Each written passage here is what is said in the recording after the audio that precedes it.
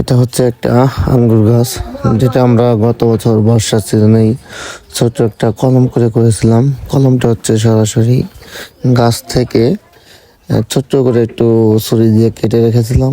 ওখানে গোবর দিয়ে পলিথিন দিয়ে বেঁধে রেখেছিলাম।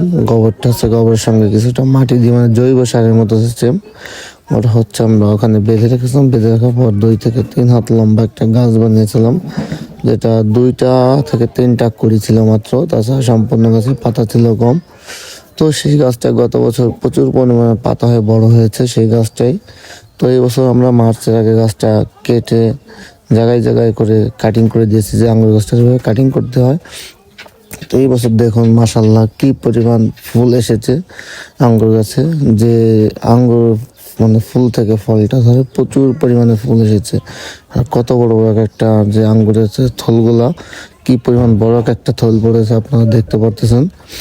আর আঙ্গুর গাছটা হচ্ছে একদম পুরো বাড়ির উঠানেই, দরজার সাইডেই। এই যে পুরো গাছটা কিন্তু একদম অনেক বড় না, কিন্তু তারপর যে পরিমাণ ফুল এসেছে আমরা আশা করতে পারি যে 10 থেকে 12 কেজি ফল এই গাছে আমাদের হবে। তো আমরা এরকম ছোট ছোট কাটিং করে করে এভাবে গাছ করে থাকি। যদি কারো গাছ লাগে সেও যোগাযোগ করতে পারেন, এবং যদি কেউ এই সব সম্পর্কে ধারণা নিতে চান সেও আমাদের সঙ্গে যোগাযোগ করতে পারেন, কারণ আমাদের বাড়িতে আঙ্গুর গাছ আমরা কাটিং করে থাকি।